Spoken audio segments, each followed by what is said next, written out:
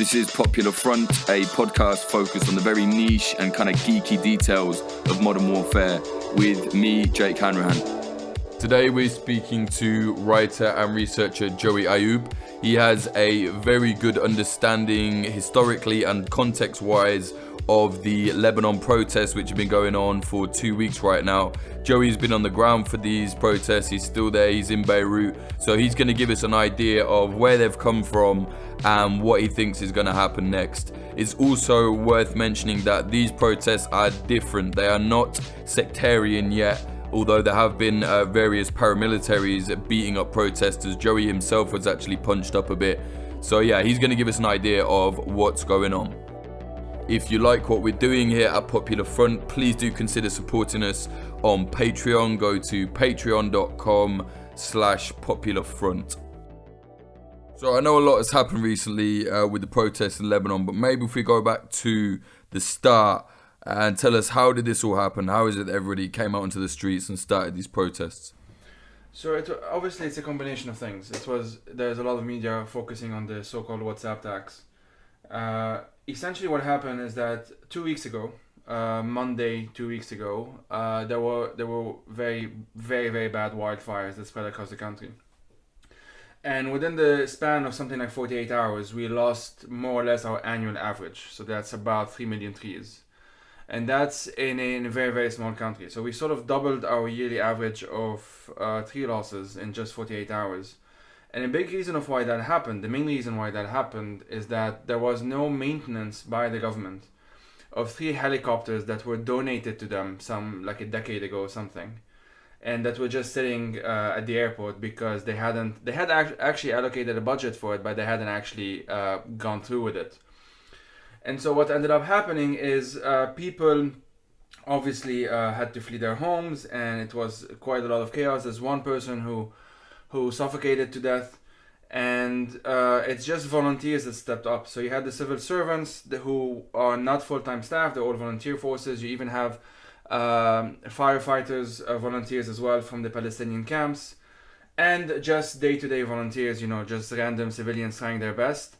They are the ones who put out the fire, in addition to the aircraft that were donated by Jordan, Greece, and Cyprus. And we got lucky because within 48 hours it started raining. So that's actually what, if you want, turned them off fully. So it could have actually gone much, much worse than that. And instead of, so there was already a lot of outrage then. And instead of dealing with that, the next day the government decides to, or at least announces, it was in a newspaper, it wasn't like any official statement from the government. That's how we learned first, that they were going to impose this WhatsApp tax. So it's not just on WhatsApp, it's on any online-based phone calls and stuff. But WhatsApp is just the most popular one, so it's called WhatsApp tax, unofficially anyway. And that's sort of galvanized. That's really what was, as people have been saying time and time again, like the straw that broke the camel's back. And that same night you had thousands and thousands of people who got down to the streets, and what was extraordinary about it, and obviously I think we'll talk about it more, is that it was so decentralized. And so that's sort of the background. That was the first night, literally 2 weeks ago now. It was a Thursday evening. And that kind of took a momentum of its own. Right, and Joey, you've been on the ground covering these protests, you were amongst it.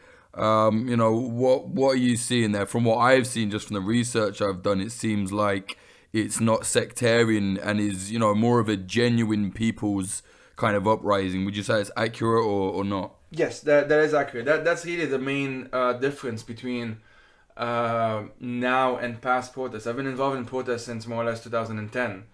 And while there have always been an anti-sectarian element to these kinds of protests, those that are anti-government, or at least those that are not organized by the political parties, let's say, so the independent kind of protests, have always had a sort of pro-secularism, if you want, or at least, or anti-sectarian, more overt kind of anti-sectarian politics in its nature. But the main difference this time is that Beirut isn't necessarily the center of the revolution. So many people are saying it's a combination of Tripoli in the north and Nabatea in the south. And this, which in the second point, which is related to this, is that it is decentralized, so it's not centered on Beirut. In 2015, we had pretty big protests as well, and I was involved in those. I think on the biggest day, we got something like 150,000 people on the streets.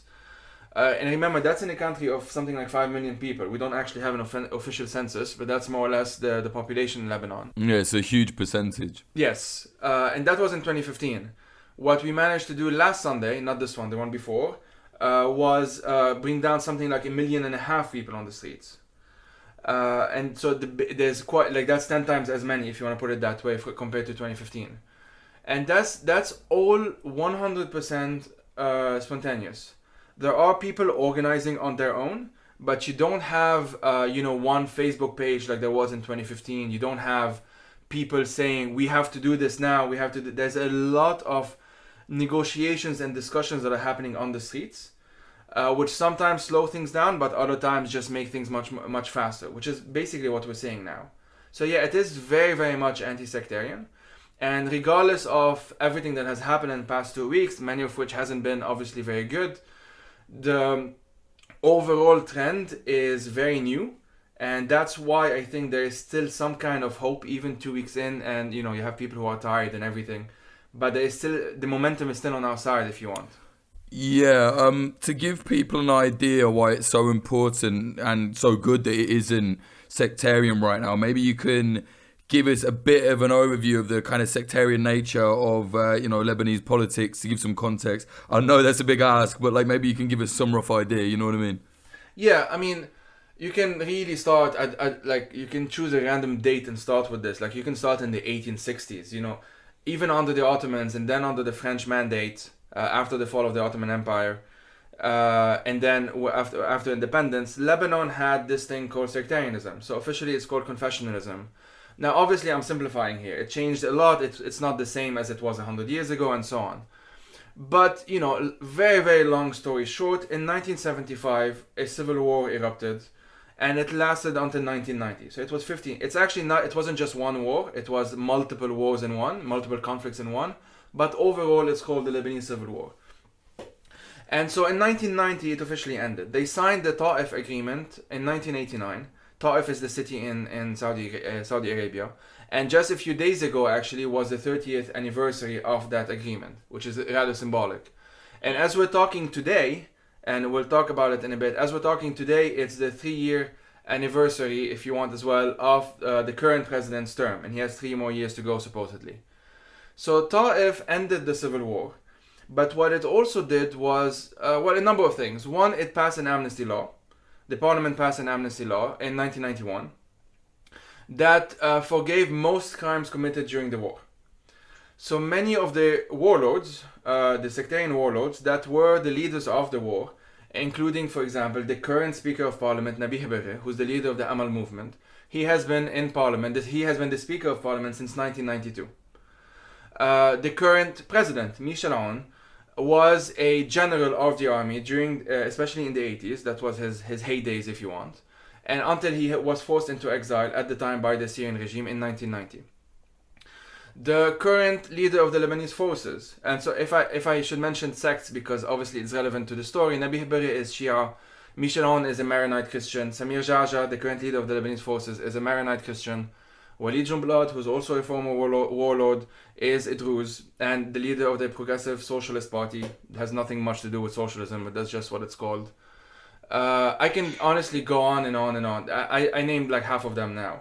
And so the general idea is that you can only organize yourself politically, in effect, through your sect. That's essentially what it means, in effect. And so the president has to be a Maronite Christian, the prime minister has to be a Sunni Muslim, and the Speaker of Parliament has to be a Shia Muslim. And then you have like the head of the army and these ministers, and everything gets done according to a sectarian quota. And so obviously you don't have anything that might be called, for example, a technocratic government, or someone. You don't get elected based on your skills or based on whether you're popular or not. You get elected by a combination of how many votes you can get. That's one thing. But also how limited the votes can be in the first place. So not everyone can vote everywhere because of the sectarian quota. Right, so it's almost like by trying to stop one group having power or one sect or tribe or whatever, they've actually then resulted to like controlled sectarianism almost. Yes, they are very much on the same side of one another. And the best example I can give you is the 2016 municipal elections in Beirut, where you had literally on one side a campaign called Beirut Madinati, which is Beirut my city, another which is what so they were their own list of candidates. There was another list called Muwatinun and Muwatinat, so citizens, if you want, let's call it this way, and that was also independent. And then you had the whole government. The whole government was the other list. They called themselves the Beirutis, Bierte, and it was literally the party of Saad Hariri, the party of Mishanon, the party of Jmail, of the Lebanese forces. I'm sure I'm forgetting the Amal. I'm sure I'm forgetting some of them.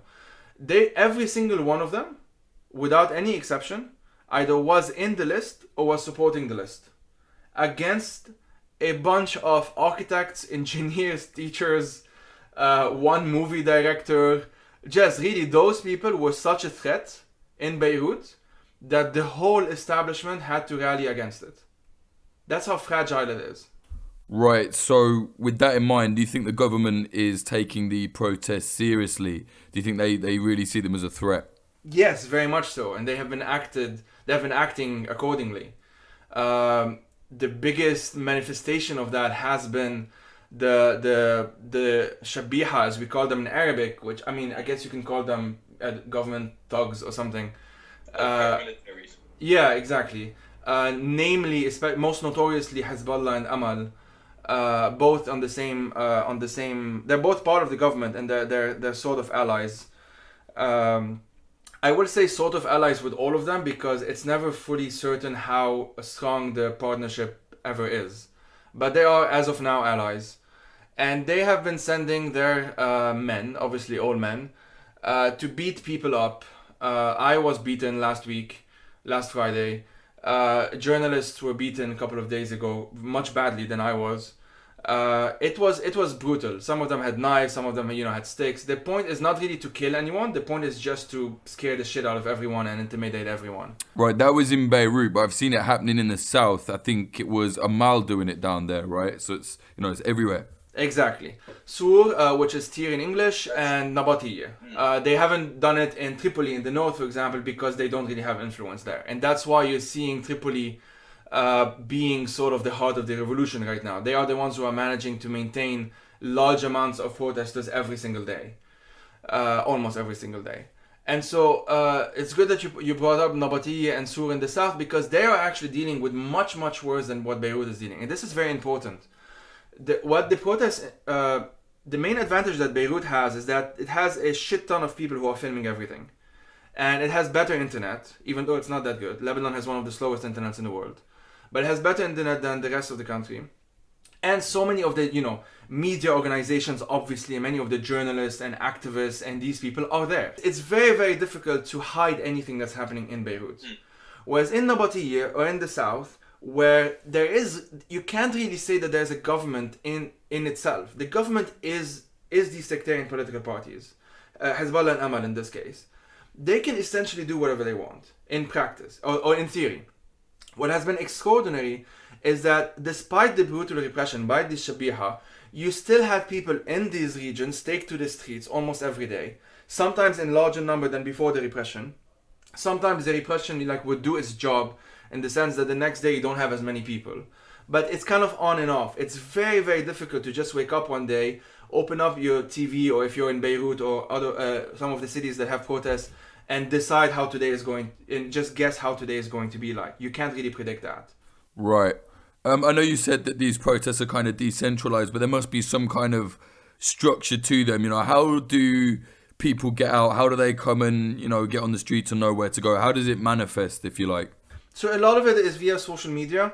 Facebook and Instagram are very popular. You have a number of stuff being used on WhatsApp as well, which is also part of the risk because there's a lot of disinformation and fake news being spread around. And you have, to a lesser extent, on Twitter. And other than that, you do have two private TV stations, LBC and Al Jadid, that are more or less covering everything. And so it is relatively easy to not. I shouldn't. I should emphasize on relatively easy compared to Iraq, for example, in Iraq, to know what's happening on the ground, to know what's happening more or less within a few. Like I know what's happening more or less within a few seconds of after things have started happening, at least a few minutes. And so it's a combination of the fact that they haven't really cut off the internet yet. So I don't know if they will do that. If they do that, it will complicate things. Because Lebanon doesn't have any public transport. Everyone travels by car. Or there are a few bus lines, but they're not necessarily very efficient. So everyone travels by cars. You don't have a train, there's no metro, there's no tramway, there's none of that. And if that's part of the reason why, I should say, that it's been so difficult up until now to do anything. Because the regions are so even though it's such a small country, the regions are in effect very cut off from one another. So if I live in Mount Lebanon, other than going to Beirut, if I work in Beirut, I work online. But if I worked in Beirut, there is no real reason, if you want, unless I have family relations, to go to the north or the east or the south or whatever. You go where your family networks are usually. And so the country is very divided by default, because of this whole system, which goes back to sectarianism. Almost everything goes back to that. When I've known like nothing, about Lebanon. I was only there once this year. But one thing I did notice, despite the sectarianism, I thought that the youth seemed to be quite unified. Like they don't really buy into it all, at least from what I experienced just in my time in Beirut. I don't know. Do you think that's helping, or am I completely wrong there? No, it is. Like just a few minutes ago, before we started speaking, I was reading an article from 2014. And by a blogger, the blog is called Mulahazat. And he said something very, very important. And that's from 2014. So just to show you how, like, we've known all of this, like, for decades. It's nothing that's happening now is really new in itself, in the sense of what we're learning. We just know what the problems are, and it's just the first time that we're actually acting on it. But anyway, he said, back when there were going to be the elections, their programs are of the Civil War era. The parties are of the Civil War era. The lawmakers are of the Civil War era. The absence of parliamentary elections is of the Civil War era. And even our former overlord is of a Civil War era. Overlords are from a Civil War era. So there is a gigantic generational gap, to say the least. Now, but that doesn't mean that everyone who's a millennial or generational Z is secular or anti-sectarian. You do have sectarianism that is being passed down through the generations. But the difference is that for us, it's not based on something that we have seen. We were not attacked by the Israelis. I mean, 2006 is the exception here. Obviously, there was the war. Yeah. But it wasn't 15 years long, like during the Civil War, or by the Syrians, or by other sectarian parties, depending on the different episodes of the war. And so you don't have this kind of xenophobic, sectarian, whatever kind of build-up that you just grew up with, like our parents did. So that's a big difference. At the same time, we are still trying to fix a system that was created essentially during the war.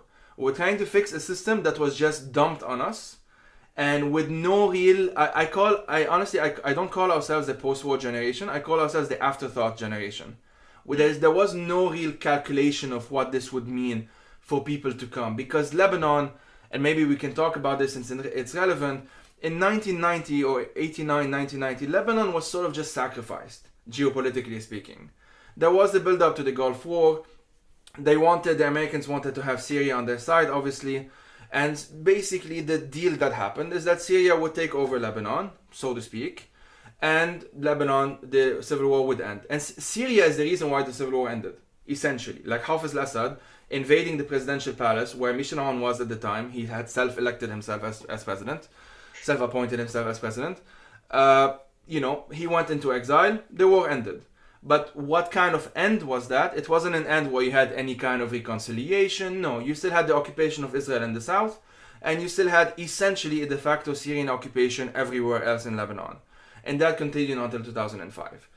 And so we're talking about a whole sort of structure, a number of structures that at no point really take into consideration what they do to other people. they have their own internal lives. They have their own raison d'etre. They just create their own momentum and they go with it. Right now, Hariri has resigned, yes, but I'm very skeptical as to whether he's really gone. I don't know if he will just be reappointed and then they just reshuffle a bit cabinet and they might think, well, maybe enough time has passed because they're playing a waiting game. It's only been 2 weeks in the end. They, reshuffle some ministers here, something here, maybe someone who's less bad as telecommunication or whatever, and they hope that it just calms people down because we already have an economic crisis as we're speaking, and people are terrified. They're terrified that the local currency is pointless. People are there are shops that are only accepting US dollars because they're not accepting the local Lebanese pounds because of the risk of devaluation and so many other things that I honestly barely understand. And it's getting to the point where it feels like a waiting game.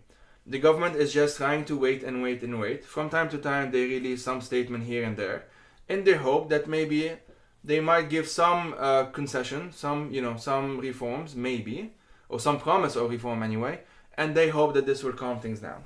And what was the reaction from the protesters to Hariri stepping down? So, more or less just celebratory, to be honest. Even in his, and this is what's amazing, when Hariri resigned, there were celebrations in Saida and in Tripoli, where supposedly he gets his support from. Isn't Hariri from Tripoli? Yes, and no, he's from Saida. Sorry, but I mean, from is one thing, but where your power actually is really wherever you get it. Where you're from in Lebanon is such a complicated story, to be honest. I'm not from where I live, officially speaking, but at the same time, I've never been where I'm originally from, for example. It doesn't mean anything, honestly. It's a patriarchal thing, but yeah. So there were celebrations, but there's also skepticism because he was already the weakest link. He's the weakest link in this government, and because this government is composed of the Free Patriotic Movement, i.e. the president and Gibran Bassil. But the president is Michel Aoun. Gibran Bassil, the foreign minister, is his son-in-law. So you can get a sort of, there's a very, very Trump-like situation in that party. And other than that, you have the Amal movement. So Nabi Habiri, the Speaker of Parliament that I mentioned, has been in power since 1992. And of course, Hezbollah and its leader, Hassan Nasrallah, becoming kind of the kingmakers in a sense. And Hariri got a deal back then, and he got his government, as they say, because the prime minister, you might say it's his government, but I mean, in practice, it's different.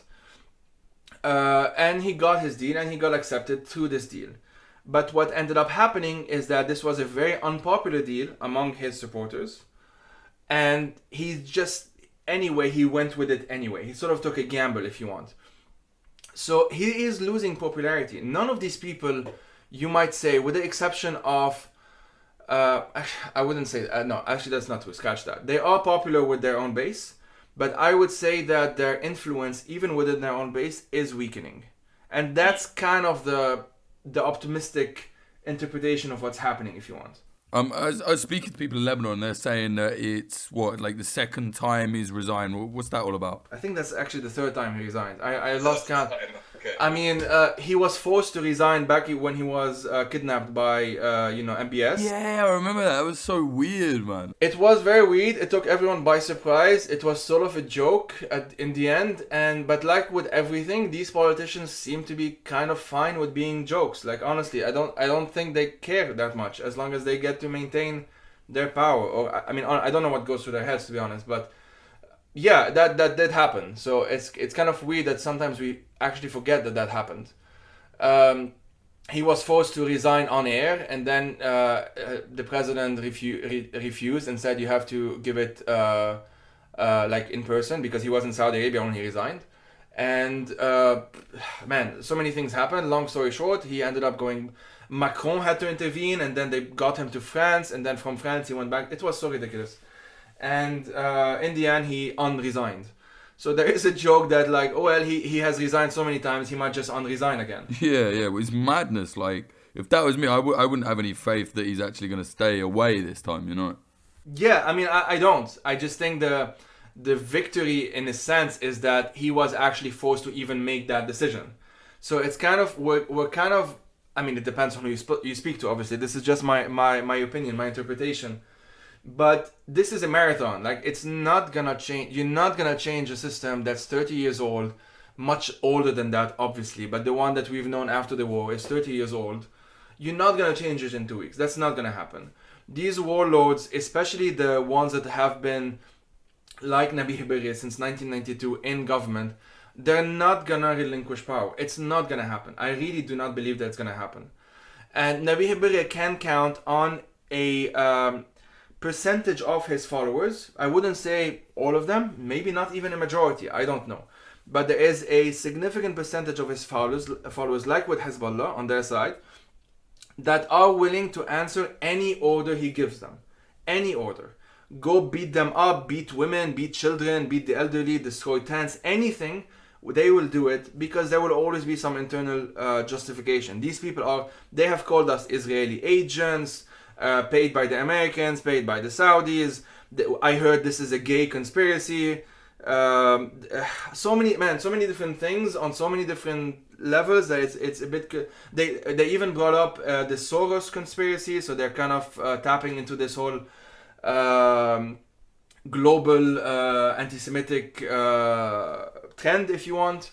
They have been using really anything that's available to them to just spread on WhatsApp and on Facebook, and these things spread like wildfire, as you know. And it's just very easy. Like, I had the guy who punched me, a Hezbollah guy who punched me last week. I could see in his eyes that he probably genuinely thought that I was the enemy. And this is obviously is very depressing, but I tried to speak with a number of them, and you can just see how disconnected from reality they have become. And I'm not saying this lightly. They are facing the same kind of economic problems that everyone else is facing. If anything, they have it even worse than quite a significant part of the population. But the interpretation of it doesn't get thrown on their sectarian leaders. It gets thrown on the other sectarian leaders. And you can sort of do this endlessly. You can always throw it on the other sectarian leaders and never on your own sectarian leader, because your sectarian leader loves you and everything's fantastic and so on. And because Beirut and Lebanon, Beirut is just a microcosm for Lebanon for me. And when I mean Beirut, I also include its suburbs. So Dahye is not technically part of, but Dahye just means a suburb in Arabic. But it's a suburb of Beirut. So I just count it as part of Great Beirut in this case, just to talk about this. You don't have day-to-day interactions necessarily between someone from Dahye and where I live. You might if you have family connections, but you don't necessarily have to otherwise. You go to work, you go to families, you go home. Because there's no public spaces. You don't have you have tiny ones, but they don't really do much. You don't have huge spaces like, the parks in London or whatever, where people just go there for the whole purpose of it is just to sit down with friends and get to see life as it is. Just see public space without having to pay anything. That's something that here, the de facto public spaces is where we go at someone's house to meet, or we go to the cafes or anything. So it's not obviously public spaces.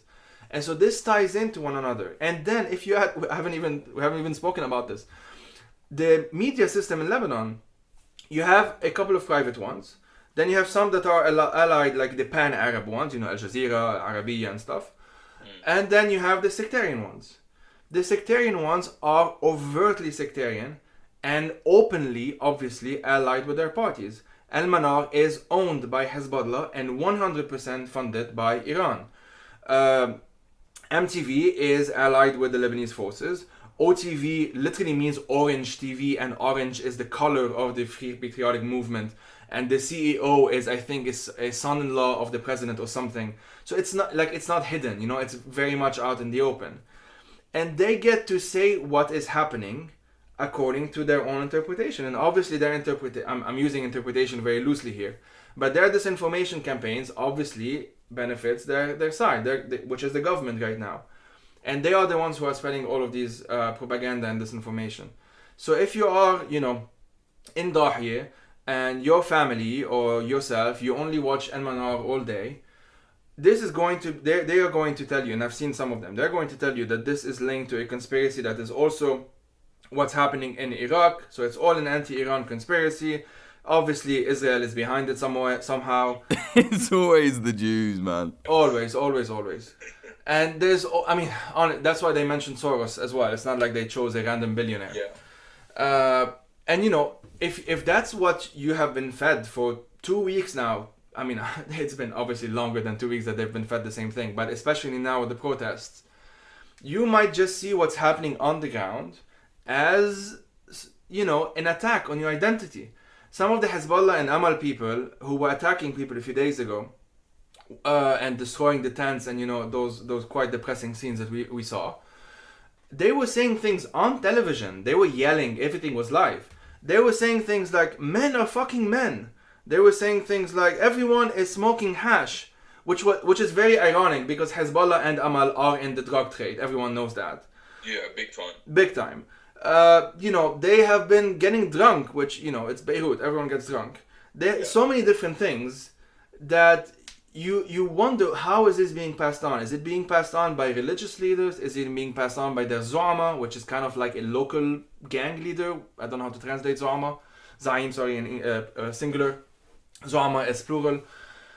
They are being fed an interpretation of Lebanon and of the region and of the world that doesn't correspond with their own economic problems. And so the question here is, how long can that last? We're already seeing a crack in the system, so to speak, a crack in the sectarian way of doing things through the protests in Nabateeh, and the fact that in Nabateeh they're chanting for Tripoli and in Tripoli they're chanting for Nabateeh. These are things that we have simply never seen before. And the economic crisis is just starting. Nothing has been resolved. Nothing has been solved. Nothing of significance anyway.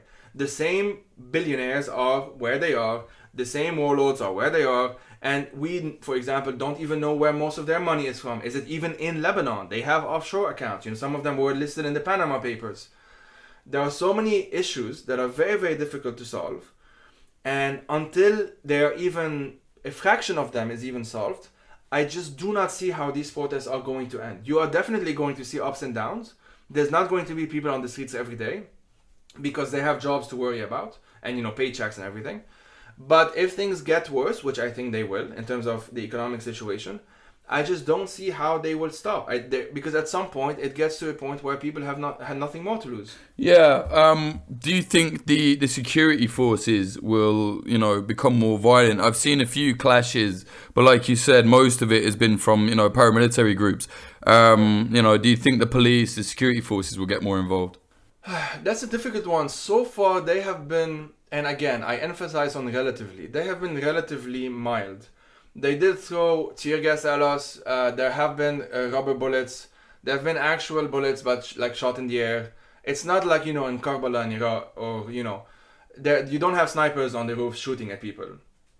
I'm never going to say never, so to speak, but I don't think that's a likely scenario. And a big reason as for why that's not a likely scenario is that the government is always paranoid that the army... It's always paranoid of how fragile the army is. So the army in Lebanon, and this is unique in the Arab world, or in the MENA world, the army in Lebanon is not the strongest force. That's Hezbollah. Everyone knows that. It's not really a secret. And so when you hear pro-army stuff in Lebanon, it worries me, but it doesn't worry me as much as it would have worried me, or it did worry me when we heard the same thing in Egypt. Because in Egypt, they could simply become the government. And they did, as we know. In Lebanon, it's more difficult. In Lebanon, they're just seen as a symbol of secularism in that sense.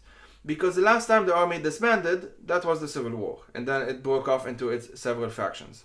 Now, the army is not perfectly secular.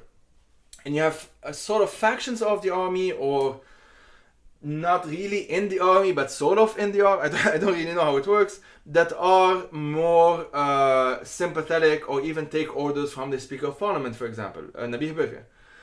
But they're not really the majority. And yesterday there were clashes in Akkar. Akkar, which is a very poor area in the north of Tripoli, very close to Syria.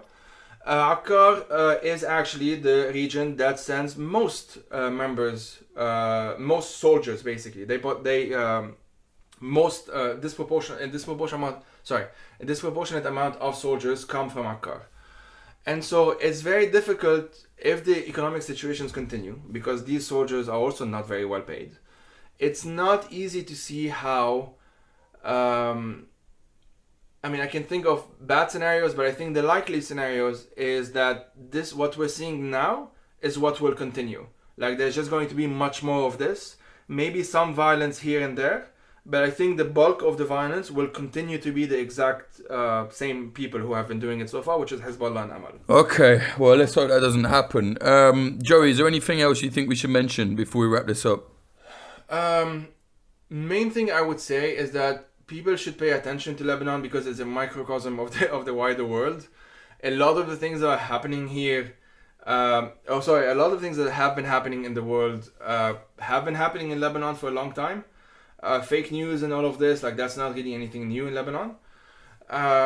So what I would say is that one of the reasons why I think people should pay attention to such a small country that's usually overlooked is that it can provide in the same way that you have Tunisia sort of paving the way, in the sense of what a successful, more or less successful anyway, way out of the Arab Spring could look like. And Tunisia so far is the best example. Lebanon could be that example for sectarianism. And so this could offer quote-unquote lessons, or maybe even motivate people in Iraq that are already doing much more and are sacrificing much more as we speak. But if there's something successful somewhere, this will give some sort of template for others, and for those who are saying, well, it can never work here or whatever, then you might be able to say, well, look, it's working in Lebanon.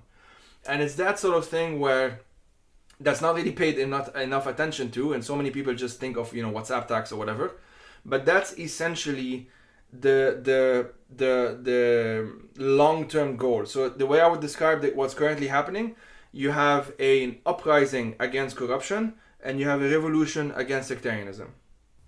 That's a great way of putting it. My worry is I don't know, I don't think it would happen, but imagine this all became very, a lot more violent.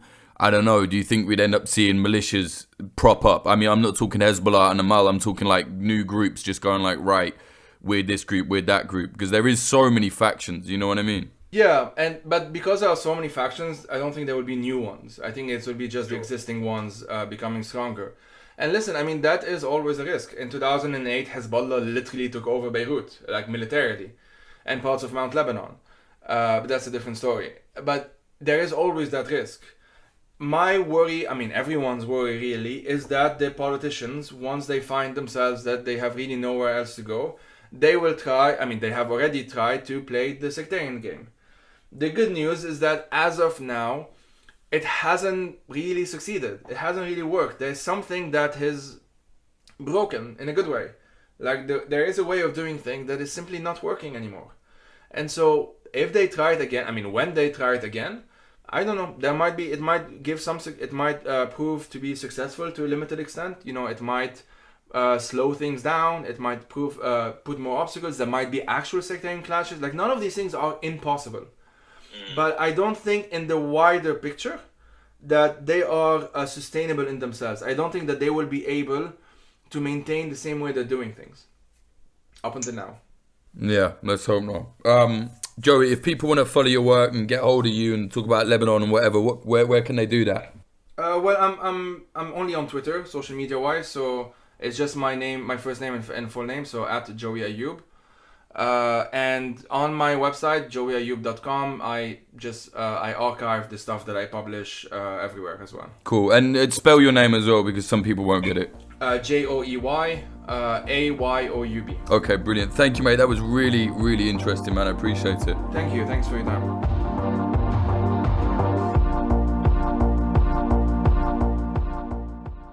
That was Joey Ayoub speaking about the protests in Lebanon and where he thinks they might go.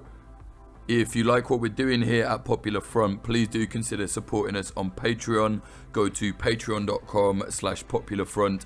Honestly, it's the only way we can really stay independent. I don't know if you've been following our kind of saga of getting fucked over online, but like everywhere is just getting us. So like the only way we really kind of stay afloat is the Patreon and the merchandise as well. If you go to popularfront.shop, you will see all the merchandise there. But like Stripe, the company that was handling the card payments for the merch, they fucked us over. They were holding our money. Like, we nearly got fucked by PayPal, but they've been okay. Instagram is shadow banned us. Go to instagram.com/popular.front. Like, no one can search for us. You can't tag us on anything. You know, it's annoying. I even got put in Twitter jail for a bit.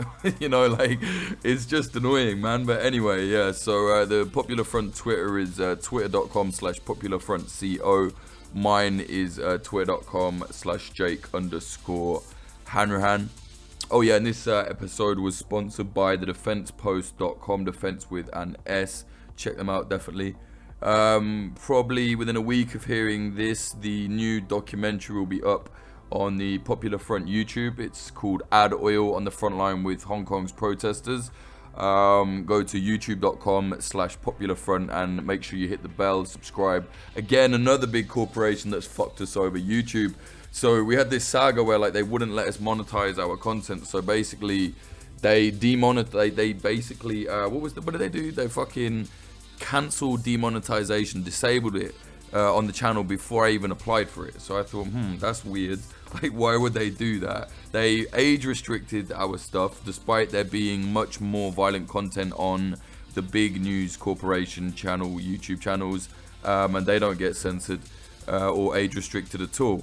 So anyway, after a long like battle with them, they basically agreed, right, you can monetize your content, you know, on YouTube. So I thought, great. So they gave us monetization, and then the very same minute made sure that all the fucking videos cannot be monetized.